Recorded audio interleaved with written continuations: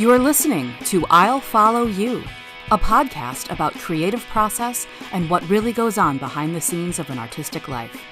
My name is Allison Felis, and I love talking to musicians, writers, visual artists, and other brilliant thinkers about their working methods, obsessions, and pet projects. Guess what? Just by tuning in, you're part of the inner circle now. Hello, and welcome back to I'll Follow You. Today, I am delighted to be in conversation with two organizers from the Critical Thinking Witch Collective, Wrekk and Maya Amatvult.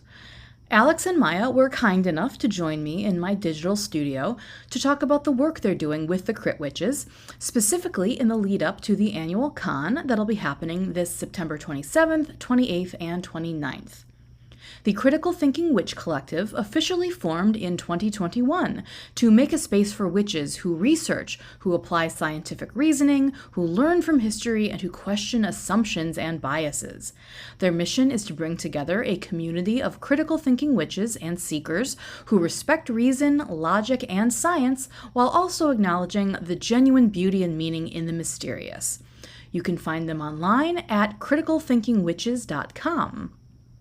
Wrekk is an animist and agnostic secular witch who has been building a DIY practice since 2005. They have also been creating the zine Brain Scan since the 90s, and their day job is a combination of making custom buttons for Portland Button Works and selling books, zines, and other things at Spiral House Shop.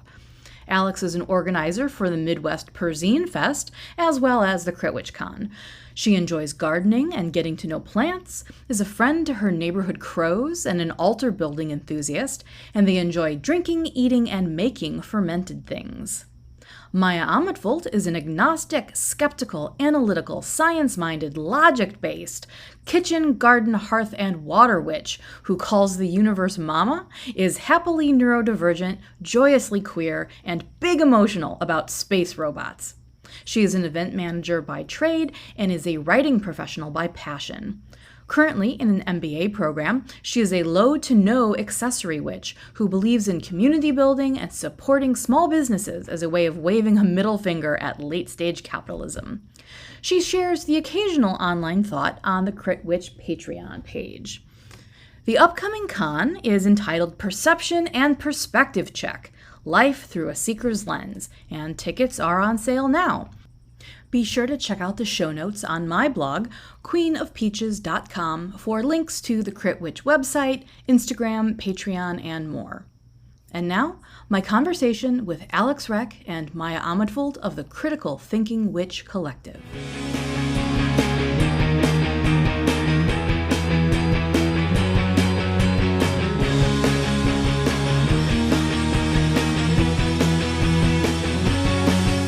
But it's so great to be here with you guys and to be talking about the Critical Thinking Witch Collective, right? That's the name. Yes, Critical Thinking Witch Collective. I was like, I want to get all those words in there because I know it gets like condensed down to crit witch and all that kind of good stuff, which I love.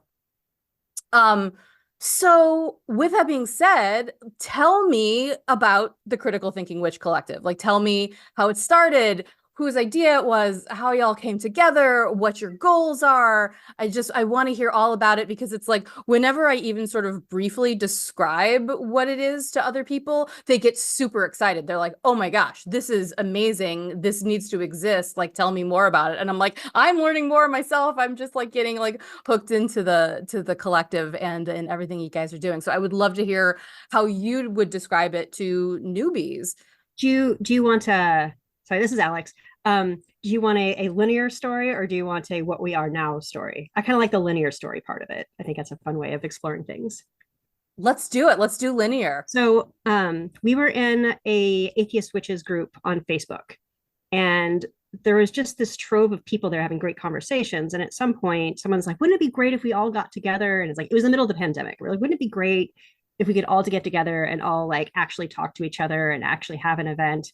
And it turns out we had professional event organizers, we had scrappy DIY event organizers like me, and they were like, and I was just like, why don't we do it? Like, why don't we figure out how we can make something happen in real life? And Yeah, I think that that's kind of like the starting point of like, I don't know, the DIY spirit of things is not waiting for someone to give you permission to do something, because we are already in a space where often atheist and agnostic witches are, they're not into the pagan necessarily spaces, so that space was created to have our own space in the first place. And so it's kind of like, well, what do we do from here?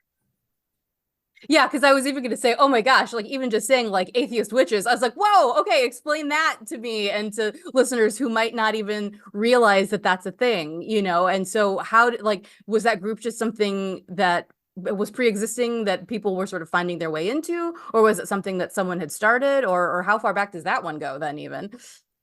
I only found the Atheist Witches group in 2020. So as the pandemic was finally being acknowledged, and the general advice was please don't, and I found I had a little more time on my hands because I wasn't commuting and all that other fun stuff. And so I was starting to lean a little more into my own witch path and trying to figure it out. I've always been very solitary in that. I refer to myself as a Lana witch, a low accessory, no accessory witch. Um, book pending. We'll see if I ever write it. Um, but so I've never been one for the things that go along with what most people consider modern witches. And so it's always been very challenging for me to find my place. I happened to be in a group that was on Facebook that was for like beginners. It was like the Learning Corner or something along those lines. And I kept answering people's questions with like, hey, so that orb in that picture, that's how lens flares work. And here's the explanation for it. And here's the scientific thing and this, that, and the other. And um, and someone was like, oh, I dropped my crystal and it broke, what does that mean? And I'm the jerk that comes in the comments is like, it probably means that since you already described that you were in a distressed state, you probably, your grip wasn't all that fantastic, and hey, gravity works, and most of the minerals that we get at home have fissures in them and things like that. And I'm never approaching these conversations from a place of sarcasm, but I completely understand why they were taken that way sometimes. And someone finally was like, you'd probably like this group. You you seem like their type. And it was a link to this Atheist Witches group. Now I was a late comer to it. I only found it in 2020, but by the time I got there, it seemed to have been fairly well established. It was a sassy group. Very, very high salt content. And high sarcasm content. But one of the things I like pointing out is it was very honest in its sarcasm, in that nobody was using it to try and wheedle you out of something or convince you of something. It was someone having a genuine reaction to something, and just the language they used was sarcasm. And so I was surprisingly happy with it and really enjoyed the conversations that happened there and whatnot. And I tend to slowly get comfortable in social situations, but the conversation that Alex alluded to took place, and I've been an event coordinator and an event professional for almost 20 years now, and it just immediately piqued my interest. I was like, okay, this is something we can make happen. We don't have to wait for in person. We can make this happen like soon. Yeah, but for the founding of that particular group, I wasn't there for it, so it may be lost to the shadows, lost to the weeds. I'm not sure. Alex, any thoughts? Yeah, I don't know. I mean, there are definitely like some core people who started it, and I feel like I kind of came in towards the end of it, not towards the end, but I don't remember what time I got into it. But yeah, it was probably during the pandemic type era. But I spent more time on Tumblr, so Nice. Oh, we love Tumblr. Like, I love that Tumblr's kind of coming back again. Like, I feel like more people are sort of like reclaiming their own their old pages. yeah, there's an exodus from Twitter over there. So I think the regrowth of Tumblr, those people who are returning to it is a little bit of that philosophy of I may be cringe, but I am free. And just like, yeah, no one is watching in quite the same way that they were on Twitter. It's like I'm free to just be as freaky as I need to or want to over on Tumblr. So how many of you were there then in that exodus out of the Facebook group? Like how many roughly were there to begin with when you all were like, let's go do this? were there like six of us, I think. That sounds right. Yeah. Either five or six. I can't remember either. Our first event was in 2021, which is super convenient for keeping track because one was in one. Makes it very easy. But yeah, we were just a bunch of volunteers who were interested in what this could be.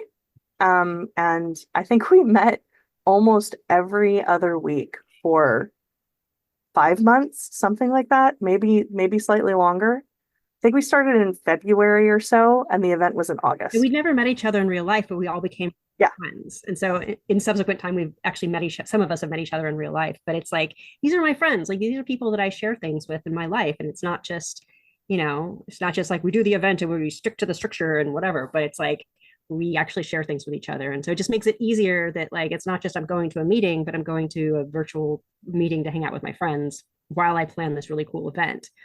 One of the things I really like about our particular group, and it's certainly evolved over these past 4 years, but you know what? Not even but. That's probably one of its strengths, is while we did come from this group that was, the core of it was this atheist witches and people who identified as atheist or non-theist, or at least agnostic secular.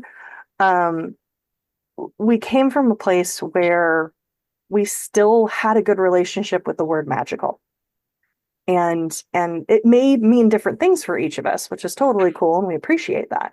But we still had a fairly comfortable relationship with it and allowed it to be a part of our lives. And so we took that mentality of consideration, of thoughtfulness, of being willing to ask questions, to not make assumptions, to be okay with the answer being gravity works, and sometimes you need antibiotics, fine with that, but also being fine with those things coexisting with a magical mentality, with a magical point of view for the world.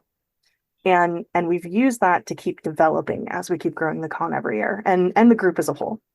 I think also we mentioned something about like the genuine beauty and the unexplainable, like in realizing that there is something beautiful there. And like the idea of being a critical thinking witch isn't to stamp out that curiosity and joy with the world. It is to explore it in new ways. And so, well, most of us are somewhere a spectrum of atheist, agnostic, but there's also people who are religious witches, who are critical thinking. Like they don't want to just like take the new age concept of whatever, everything's a sign, or different kind of ideas that are you kind of go, wait a minute, like, because there is a spectrum that you start to get to that becomes the like anti-vax spectrum, ends up in these spaces too. And we want to like bring these ideas of how can we explore magic in a sort of scientific method sort of way in some extent, in some instances. And I think that Alice, this is what I was getting back to. You had mentioned how you mentioned this to people and people are like, wait, what's that? And I kind of feel like we're creating a space for something that people didn't know they were interested in or needed. Because I know for me, when I started getting into magic, like I remember in junior high, like, I don't know, friends with parents with like pyramids in their room, or like they had crystals everywhere. And I'm like, I don't know about this. Like, I don't, then they got into stuff and I was like, yeah, that's not really for me. Like, I want to, it's not really my thing. But there's such a spectrum and such a different ways of looking at the world, and such a different ways of looking at magic in general, that I just think that we kind of found our people, and that we want to grow that community to make it a space where we can all share ideas. Well, and that's a great segue into, I would love to hear more about both of your own origin stories as witches. I mean, you sort of alluded a little bit just now, Alex, but was there, what was the breaking point? Like when you were sort of like, no, this is something that I really want to focus my attention on. And how do you even define the way that you either started, on your witchcraft journey, or now think of it, like what's that backstory as far as what sort of got you to this point here? Oh man. So I was a non-Mormon living in Utah in the 80s and 90s. Wow. So I realized I wasn't like the rest of the kids at that point, and I was really into my youth group, and I had intended to be a youth minister. Went to Westminster College in Salt Lake City, studying religion and philosophy, and studying early Christianity is what made me lose faith. It's just like what I see of religion is made up by the people who won and the people who made the rules, and all of this other stuff that all these other Christian sects got destroyed and left out of history. because certain ones took precedence over it. So from there, I just kind of like lost faith in everything and just got really into punk. So like, yeah, spent a lot of time in basement shows and moved to Portland. And I was at the end of an abusive marriage, and I was kind of like searching around for something. And I kind of started looking more into just looking into witchcraft, and I was trying to do the Wiccan way, and I was trying to do stuff, and I'm just like, it just wasn't doing anything for me. I'm like, I just feel silly, like I'm cutting a circle in the air. What am I doing? And from there, I ended up finding secular witchcraft, which a lot of it kind of rose out of Ask Secular Witch on Tumblr. And it's the idea of taking religion out of it. It isn't about being agnostic or atheist, is the religious aspect of it. So you can still be a religious person, but have a secular witchcraft practice. And that can work in a bunch of different mechanics. But part of that is, I feel like what I've already done was breaking down what my ideas were and then building them back up into something that made sense to me. It's like, okay, I don't want to use that because that part is part of like Wicca, which is an actual religion. Like I don't take parts of it. I don't like grabby hands of different kinds of religions. So why would I do that in witchcraft too? So it's like finding a space within my own community, getting to know the trees and the plants outside, like getting to know which plants grow when and how they work seasonally. How do I react to them seasonally? I also say I'm an animist, not in the sense that I can refer to myself as a soft animist, because animism is the concept that everything has a soul. But I'm kind of iffy on the concept of a soul, but I do think everything has a unique essence, so that everything that you interact with, it's a two-way street. So why do you have colors you like and not like? Why are there places you like and don't like? I don't know. I don't think there's an answer to it, but I think that we are in relation to the world around us. And that, I think, is what, through my witchcraft practice, I've acknowledged that. So like everything is relational. And I personally believe that I can change things. And it's not like a flick at a switch like a movie thing. It's kind of like nudging things into place. And sometimes all that is training my brain to be able to see the opportunities that I didn't see before. So again, this is my personal experience. And within our group and our attendees to the events, there's a wide range of that. And so part of that is accepting other people's concepts and ideas of how they think magic works. But that's how I made it mine.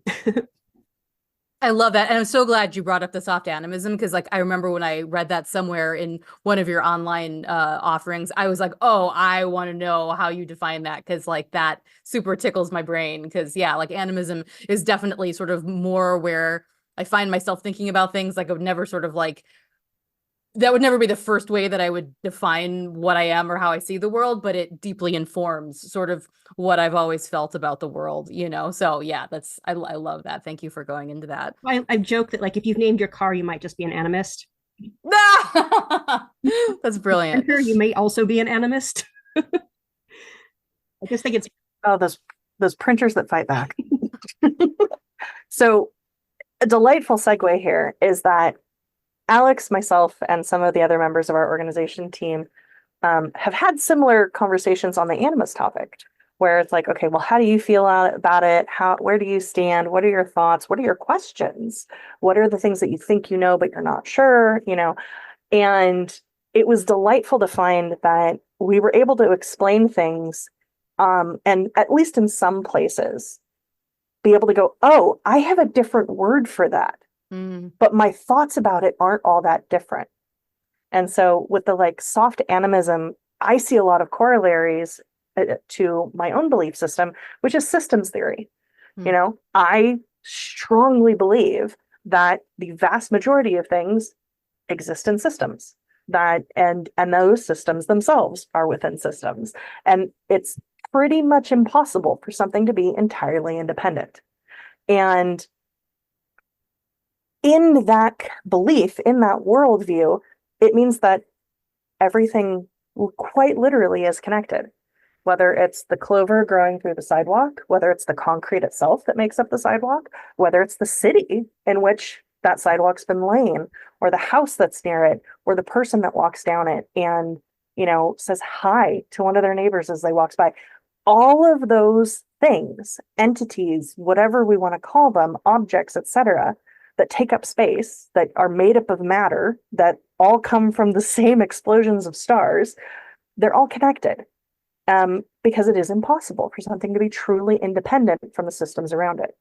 And that interconnectedness is a reason to be in awe of the world around us. That to me is magical. Just because I can explain some of it or most of it, or I'm not going to go so far as to say all of it, but just because some or most of that can be explained via scientific language doesn't make it less amazing. And that is a huge part of what I consider my craft and my path. Alex, I'm shocked you didn't say witch trajectory. So You tell your witch trajectory. yeah. So Alex uses this term every once in a while of what's your witch trajectory? What's that path that you took to get there? And so mine was very much based in a more analytical thinking. My mother went to medical school. She unfortunately had to drop out because of having children at timings that didn't work out.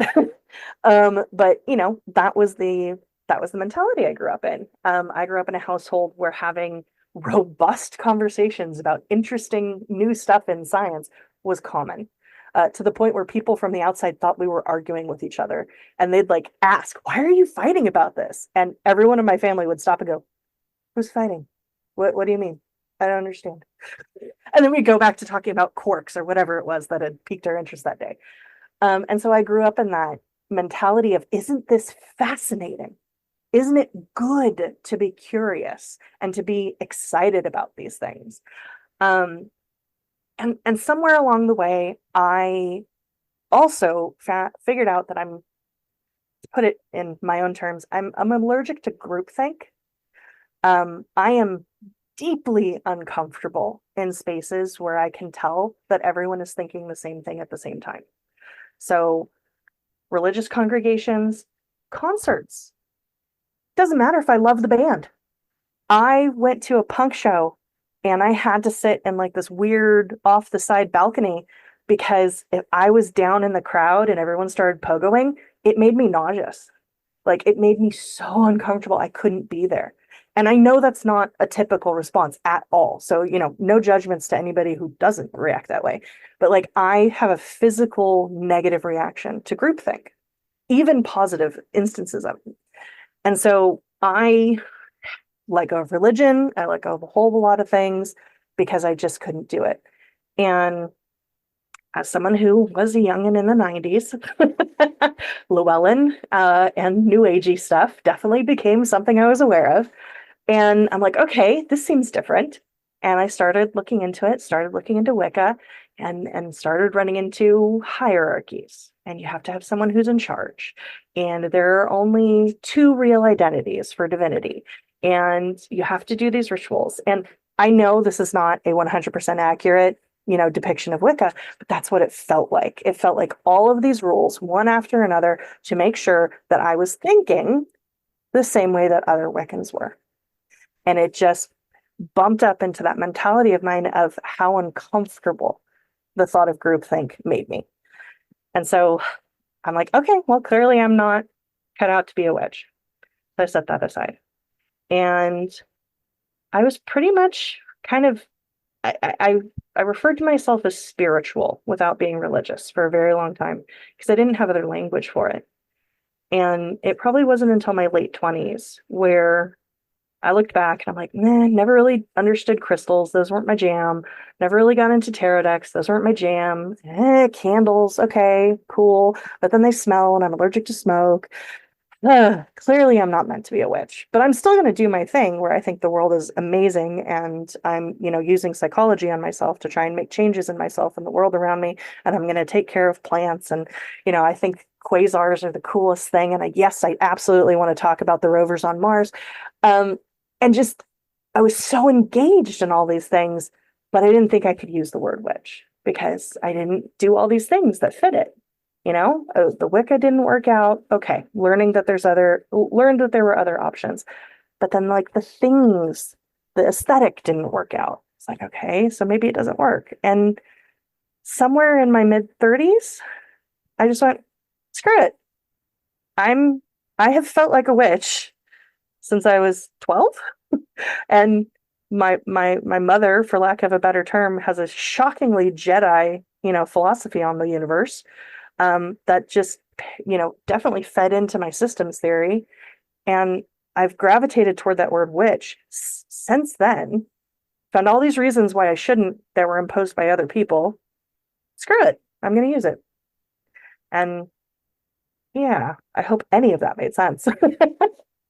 No, that's amazing. And I love how, I mean, obviously it's super, super unique. Both of your stories are, and the way that they are coming together to form this collective that like, how do you, again, I don't want this to sound like a hierarchy question, but it's kind of like, how do you meld all of these different experiences into what you're doing as a group? Like, how do you hold that space? Like, where's the edge of that boundary, where people can come in, and how permeable is it? And do you feel like you're still working on that boundary? I mean, is that part of the ongoing work that you are doing as the collective?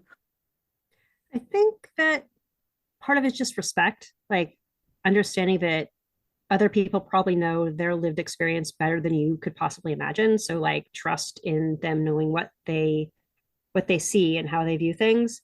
And like I think they were all just a bunch of people that because of being distrustful of hierarchies, don't want to be the hierarchy ourselves. We don't want to be telling people how they should be a witch. We don't think there's one way to be a witch.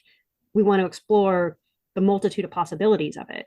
And I think that we just really lucked out to find like organizers that can do that. We've got people in Canada, we've got people in the UK, we have people in America. So those are our main organizers. But then we have people who show up. What was the year that someone was presenting something and they were like camping in Bulgaria or something? So we just have these people that it's like one of those, okay, we're here. Anyone else interested? And so we may not agree exactly with every single thing that someone presents, but they come to it with an open mind, and they come to it in a space that we've tried to make, I wouldn't say safe, but I would say like curiosity, a space of curiosity. I know, Allison, one of the lines you noticed from our website is that we're a safer space, but not a acidic space. We're not trying to be barren of, I don't know, anything for that matter. But we do strive to be a safer space, but that comes from the place of respect. And it comes from the place of our understanding of critical thinking, that you have to be open to learning. For me personally, I hope never to be so sure of myself that I stop learning. I can't imagine that would be a joyful place to be. And so that to me is very much wrapped into critical thinking, that you just can't be 100% positive about something, because that means you're not willing to learn. You're not willing to listen. And maybe you are right. Maybe you genuinely are the person who is 100% right about something, but there's still a benefit in talking to other people about it and being open to the other points of view on a given topic. And so that plays a huge role in, I think, people self-selecting to be in the group. I think there unfortunately are a good portion of our audience and our members who have experienced other witchy spaces that were not welcoming, because they didn't fit the mold, or they mostly fit the mold, but they asked questions that, endangered feels like a very spicy word, but that endangered might be the word of it. Oh. That endangered, say it again? Challenged, thank you. That challenged the norm of that space. And instead of being welcoming of the conversation and seeing either an opportunity of educating whomever was doing the challenging, or an opportunity to evolve and adapt, they saw it as a threat. And so that person was pushed away. And so a good number of our people have had that experience. And we don't say it in so many words, but we have no intention of being that. The only reason we'd push you away is if you come in and start pushing people. I think also this kind of leads to another thing about the people that we're not trying to get like big name pagans to come speak at our event. We also believe that people have unique experiences and that sharing those is really important. And whether we have a thing called we call them cauldron talks, where it's only like you get 15 minutes at our event to talk on a topic that's related to witchcraft in some sort of way. Go. And it's like we trust that that person, we do some vetting, but we trust that that person comes with an open heart and an open mind to be able to share the thoughts with people.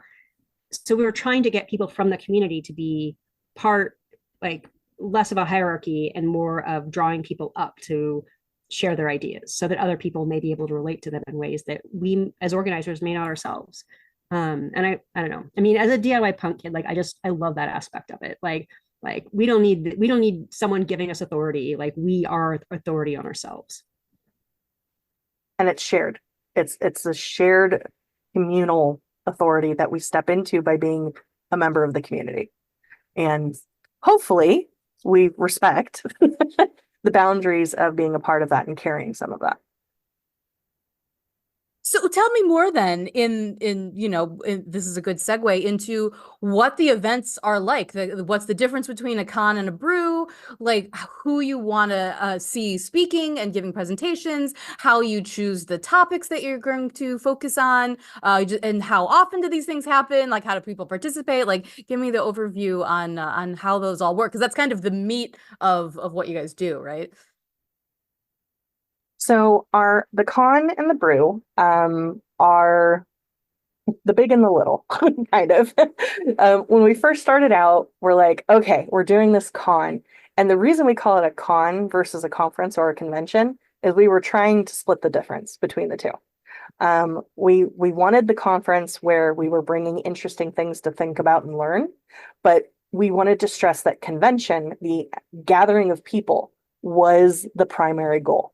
It was an opportunity for people to connect with one another. So, we tend to just kind of truncate both of those to con to encapsulate both as much as we can. Have our And cake and eat it too. and it's also super punk and DIY too. It's a con, right? Yeah. And so the con was our first real goal. We're doing this con. It's going to be amazing. We're putting so much into it. We way over planned for that first one, but it was great.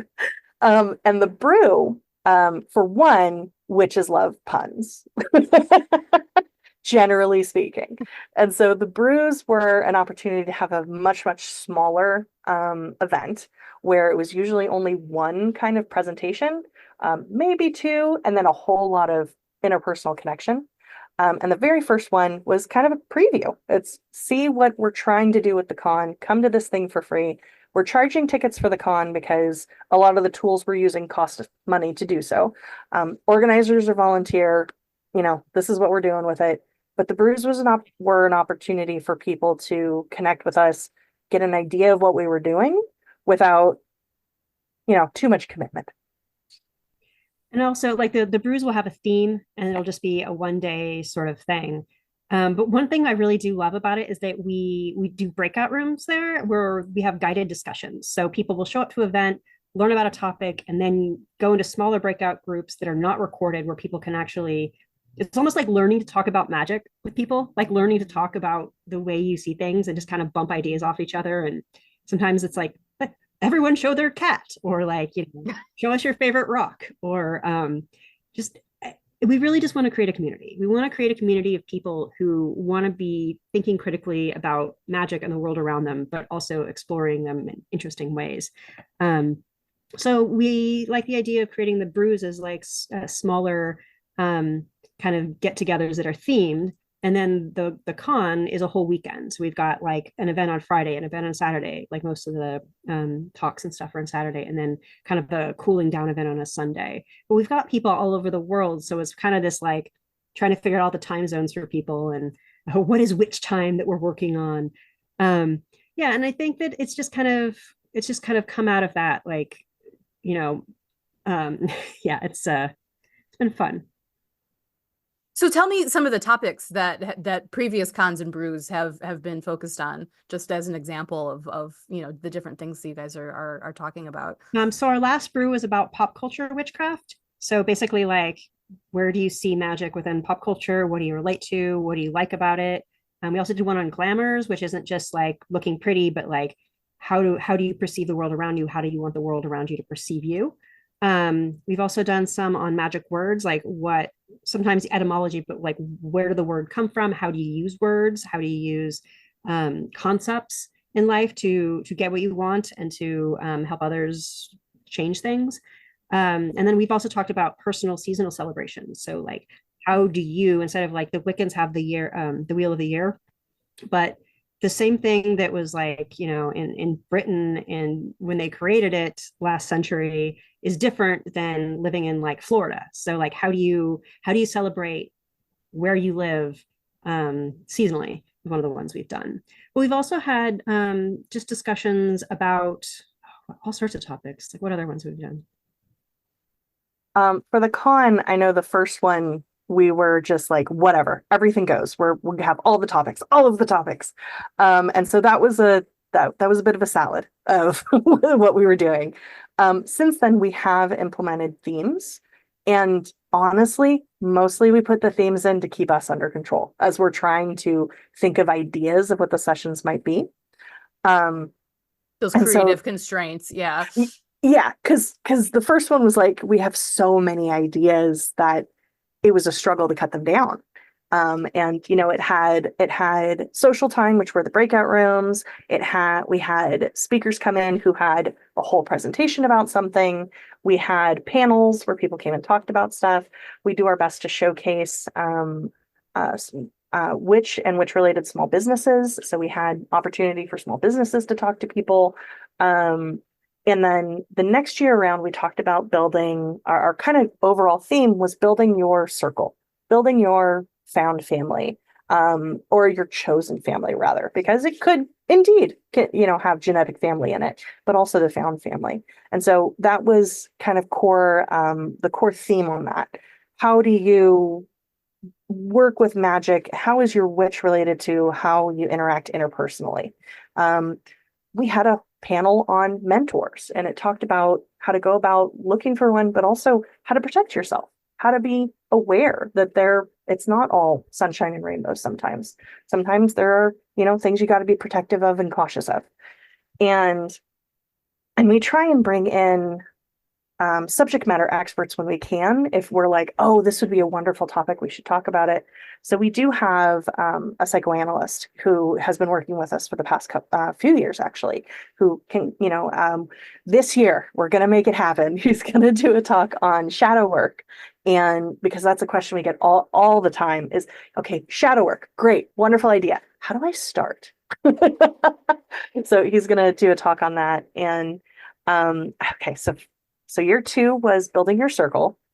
Year 3 was responsible connection. So it was responsible connection to your environment, to your locality, and to one another.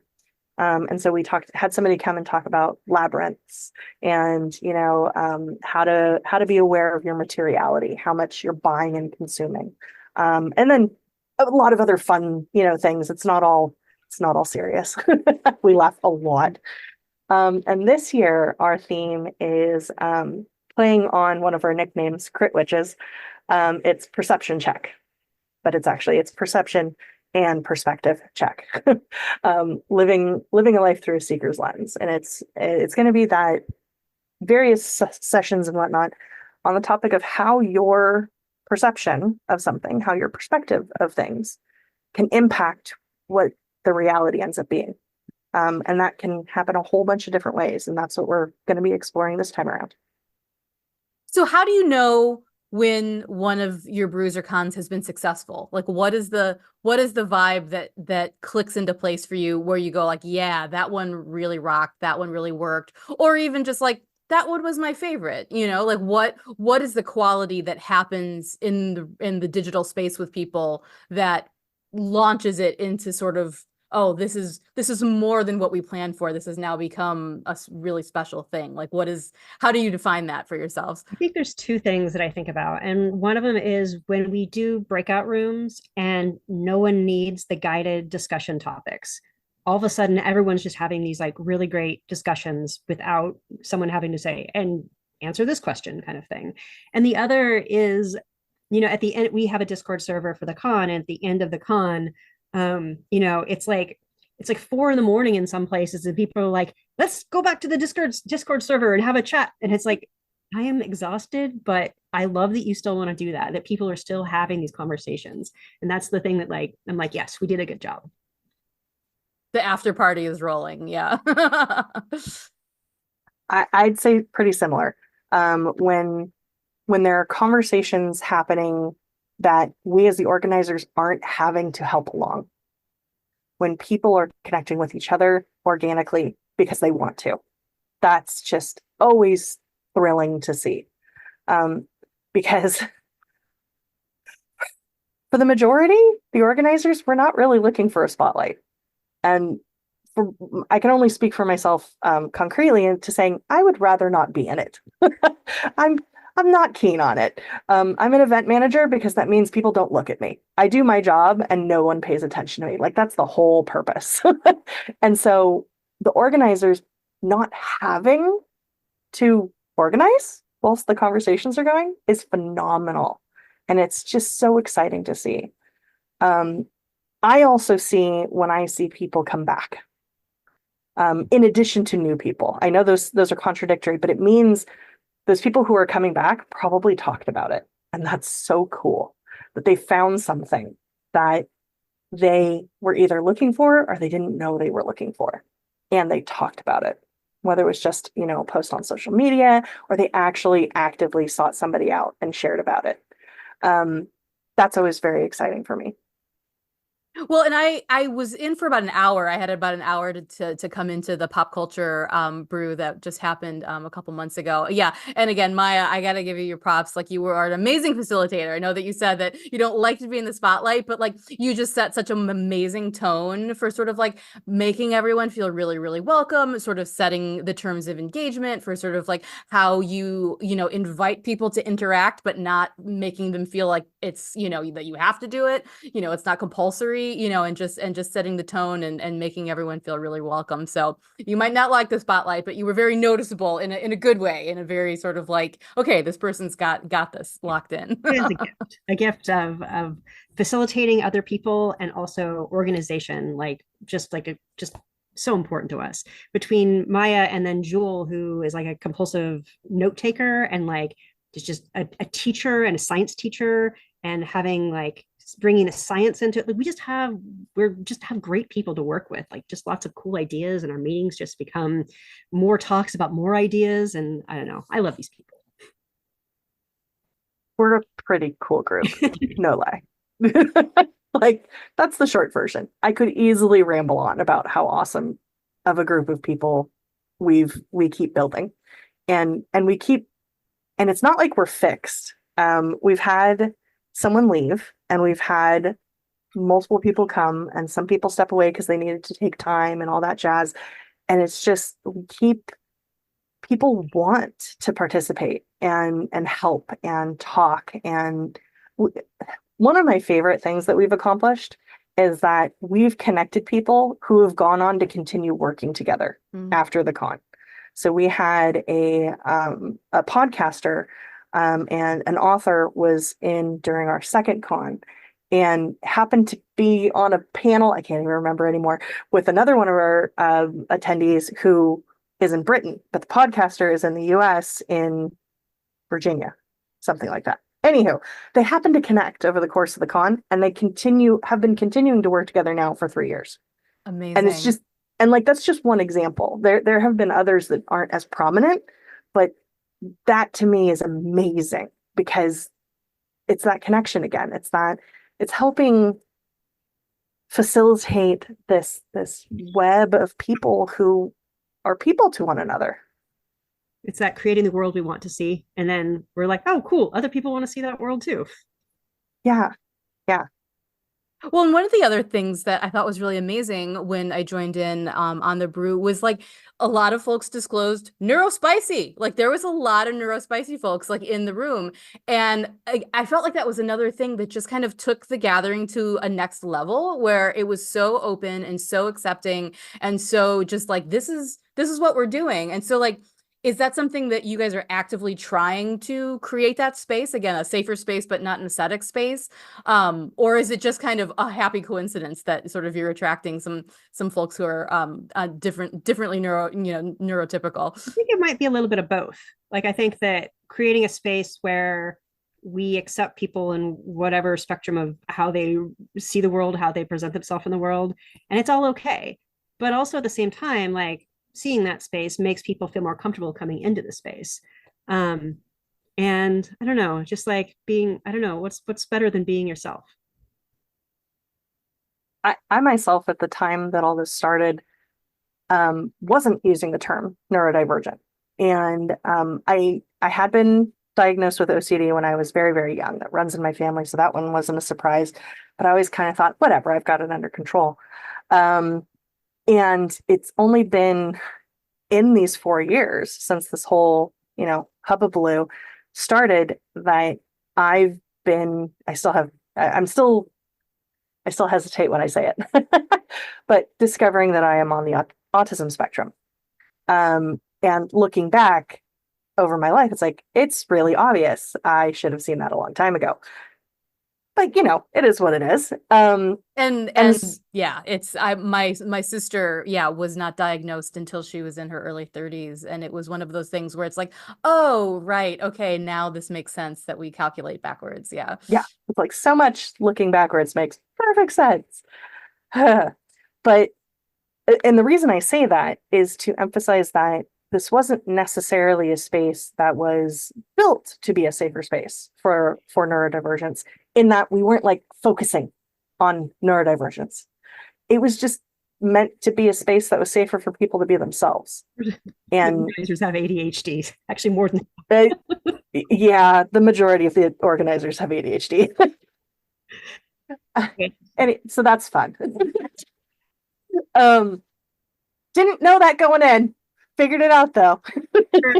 we're all pretty open about talking about that too. So I think that when you have organizers who already live in a world that they've had to hack and make it work for them, that you understand that everyone has the capacity to do that, and that sometimes creating a space where you're open about that is what makes it easier for other people to also be open about it. That's such an amazing point. Yeah, like you've already had to learn to hack your world, when you're living with these things that normies don't really get.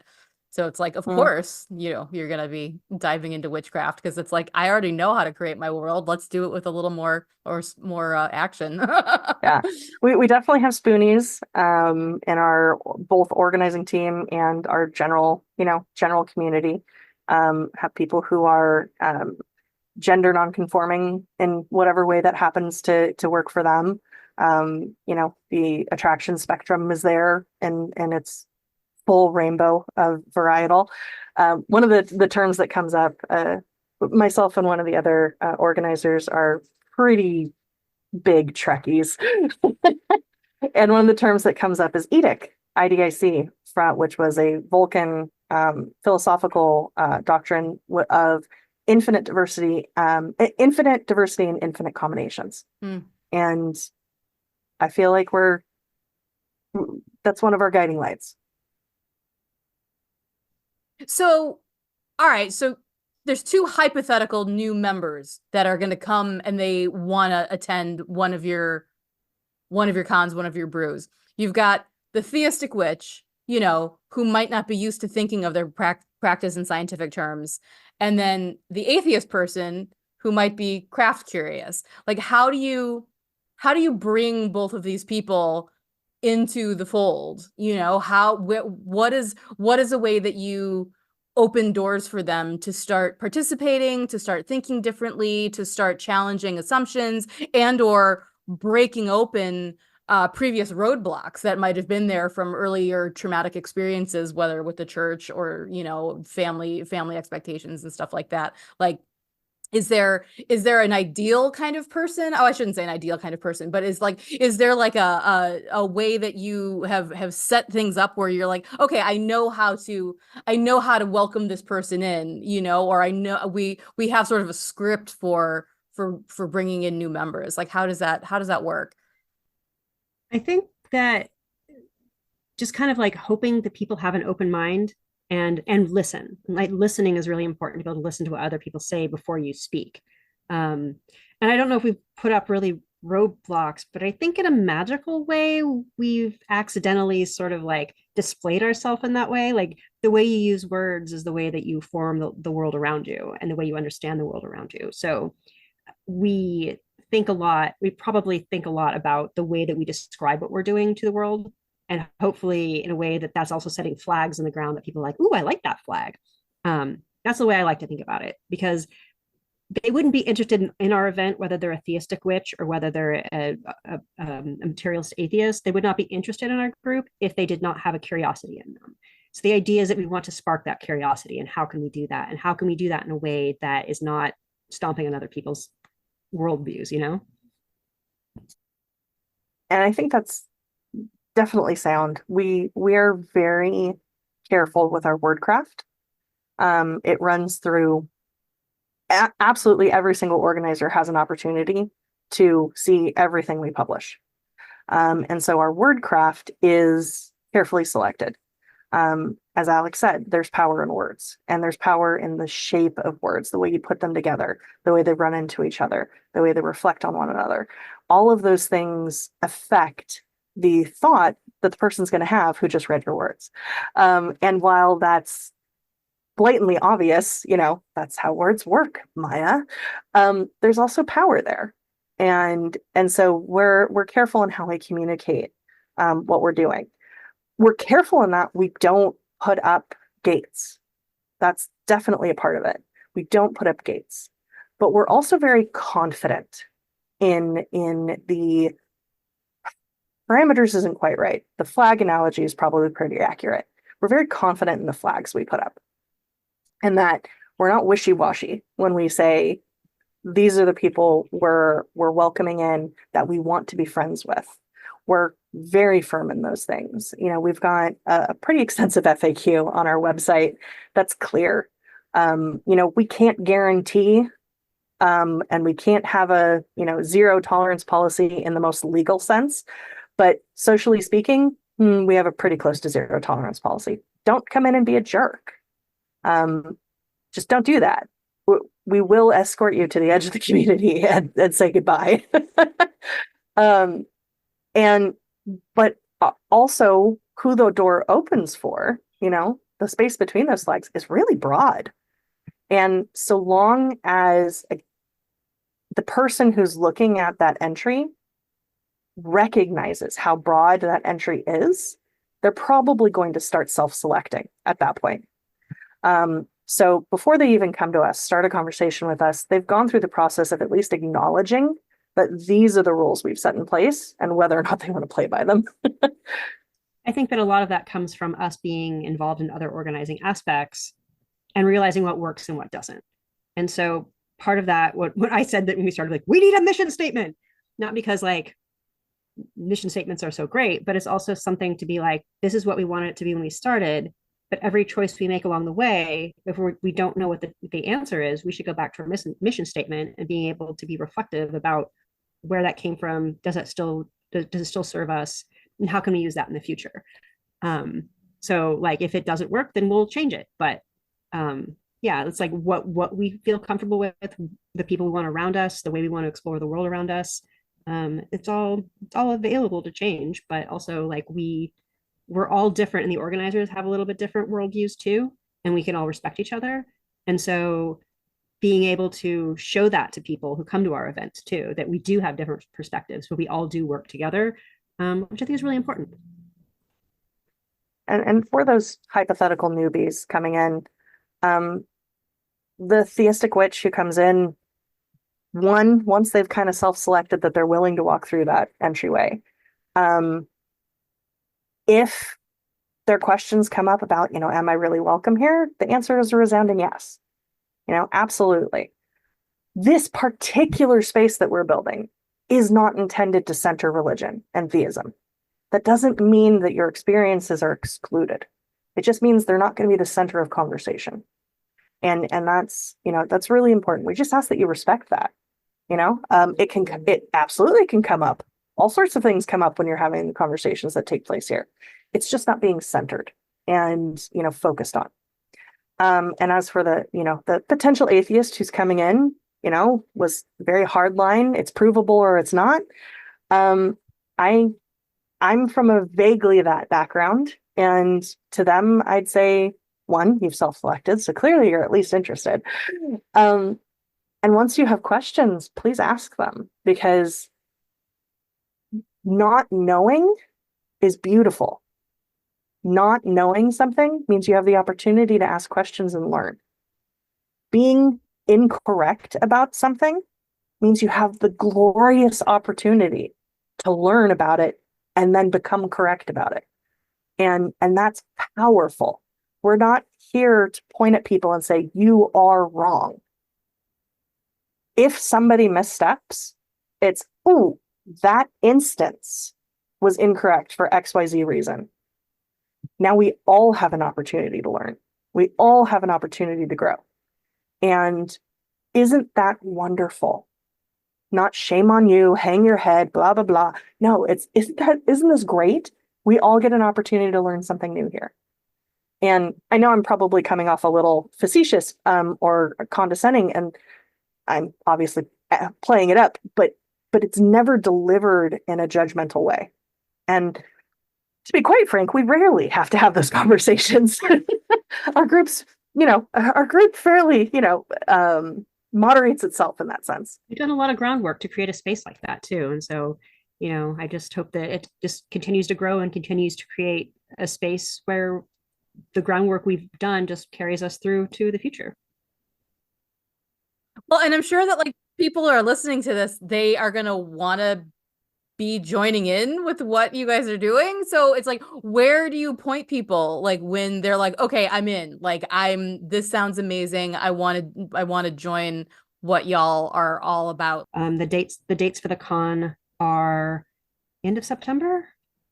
Correct. So it's that last weekend of September, which is September 27th through the 29th. So a great way to kind of get yourself in the witchy mood to open up October.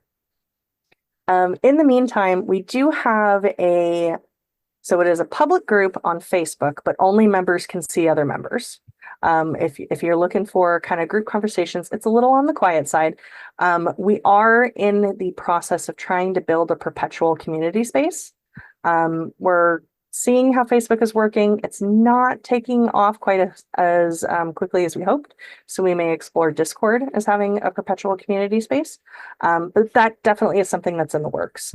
These past 4 years, we've been focusing mostly on the con and getting us to a place where it didn't take as much energy to build as it had previously. So as that becomes a little easier, as we add a few more organizers, we're going to be able to start building some of the other aspects of things that we have in our Discord channel called Dreams and Big Ideas. Because that was one of my big questions too, is what are, as much as you can reveal, at this point, but what are some of the dreams and big ideas, doing an in-person event, or are there other aspects of offerings that you want to make available? What are y'all dreaming about? So the big thing is that we want to be able to have an actual in-person event. And this is going to be, 3 something years in the future. But what we're doing with the money left over from the con is putting it into a space so that when we do host an actual event, we'll be able to what's that word? Subsidize. We'll be able to subsidize the space to rent the money to rent the space out with money we already have. So it won't be so expensive for people who end up going to it. Nice. So that's kind of a big thing to be able to meet these people that we've been talking to for so long. Would be really great, and we can do more crafty things at those sorts of events and make things together, which I think would be really fun. But we also, I think Maya's working on the Patreon for this, and we've been putting some things in the Patreon for people to be able to get to. Yeah, so some of the things that we're doing with Patreon right now is we do we record the She's showing my age. Um, we record the kind of learning presentation portions of the brews, but none of the interpersonal interaction stuff gets recorded, but the learning presentation portions do. And so for those who join our Patreon, get access to those videos. Takes a while for us to edit and get them all together because, again, we're a volunteer group that all work full time and some of us go to school and all that fun stuff. But those videos will be put up onto our Patreon. Our patrons will also get some special stuff associated with the con itself. I'm working on putting together a body doubling session via for our patrons, where if you're writing something and you want time to body double, I know how to lead those sessions pretty dang well. I've been doing it for several years now, and so I want to put one together for those of us in this critical thinking witchy space. And we're going to have we have some articles already going. We're working on having more of that, just sharing the thoughts of us, the organizers, but also community members who want to share them. Our Jewel ends up doing in our brews. Jewel makes potions, so they are alcoholic and non-alcoholic potions, and like talks through making them, and it's really kind of fun way to start all of the brews, whether you have a beverage or not, but it's fun. So I think we talked about making a zine that had all of the recipes for all of the potions in them. So I thought that. Oh, I love that. And the big dreams down the road. I would love to be able to turn this into a very small business that could support an employee so that it wasn't quite as much weight on volunteer organizers to keep things rolling. And there's been talk of trying to do a podcast about things and maybe even building a very small press so that, because there's not a lot of publications out there for the witchy space that we're trying to cultivate. Most of the witch publications are heavy on the metaphysical and like sometimes truly heavy, and sometimes they're very gender essentialist, and sometimes they can be very religious based. And these are all things that our group tends to have a high population of people who aren't looking for that. And so being able to make the process smoother for those who are interested in publishing for the topics that are friendlier to our particular community, I would absolutely adore doing so. Where should people come to find you? Give us info on Patreon, social media places, website, all that good stuff. Like where can you be found online? criticalthinkingwitches.com is kind of like the hub for all the different things, whether it's our Instagram or a Patreon or buying tickets to the con. We'll have information about the brew there once we have a date for it, the free one. Mm-hmm. So it's kind of a long URL, but hopefully it's straightforward. criticalthinkingwitches.com. If you're feeling like you need shorthand, you can also type in critwitches.com. I will be sure to put it all in the show notes too, so people can get to easily clicking on it from my website. And do you want to shout out your own websites as far as places that you live online? So I will go first because mine's very short. I don't. I am, as I said a little bit ago, I'm not keen on the spotlight. So I don't really have a social media presence. My social media presence is Critical Thinking Witches. Like CTWC is where I have managed to put myself out there the most. So if you want to know anything about me, what little there is on the CTWC website. Alex, on the other hand. So my main business is Portland Button Works. I make custom buttons, but I have also been involved with zines for a long time. So I have a Spiral House shop is the other part of my business that sells zines and books. And I do sell a lot of witchcraft books and witchcraft zines and sort of folklore stuff that I'm interested in. It's kind of like my hobby that I smashed into my business. So kind of all works together. But I try to carry books about witchcraft and magic that are very thoughtful, very historically based, a lot of folk magic. I don't really carry a lot of books about Wicca. I like a lot of things that explore skills and ideas and theory about magic. So that's sort of like, if that's something you're interested in, like rather than like a 101 how to, I carry a couple of those. And the ones that I do carry are ones that I've done a lot of work in trying to find a bunch of different kinds of flavors that I have vetted and thought are pretty good, including one of our presenters, Rena Guerin, who wrote Grove Daughter Witchery. And it's just like, it's really cool to see people who are involved in self-publishing their own concepts of witchcraft and also wanting to be involved with our event too. So yeah. And where can they find you on Tumblr? Oh, we can just go DIYwitchery.com, which just redirects to my Up the Witchy Punks Tumblr. Got to get all those Tumblr weirdos on your site. We gotta all just be back on Tumblr, like you said, is to just bring the chaos back away from Twitter as it continues to collapse fully. Yeah, I mean, Tumblr is a weird thing because you create your own little like realities by who you follow, and then you kind of follow down a rabbit hole of other people who follow them, and then you find yourself like doing witchy, like weird posting, like goofy things together. Because I don't really think of myself as like a witchcraft like educator, and I know people who do. I like to explore the weird possibilities of it, I guess. And sometimes that is like writing silly things, because why not be silly? I am in full agreement that silliness, is very magical and very healing frequency to be in. So potatoes for me as far as that goes. Well, Alex and Maya, this has been so wonderful to talk to you and just learn about everything that you're doing with the Critical Thinking Witches collective. It's just a beautiful organization, and I can't wait to join the next few cons and brews and all the things you have going on. Like, I love seeing when the announcements came up. I was really psyched to see that before we hit record, that just recently that was announced for September. And thank you so much for taking the time. Thank you, Allison, for having us. It's really been fun. Yeah, thank you so much, Allison. This has been delightful. Thanks again for listening to this episode of I'll Follow You. Don't forget that you can always find show notes over on my website, queenofpeaches.com. Links to and for previous episodes are listed there as well. While you're there, I hope you might find another episode that strikes your fancy. All my recordings are assembled in my home studio using the free open-source cross-platform editing software Audacity. I use a Logitech G Snowball Ice microphone and Shure SRH 440 professional studio headphones.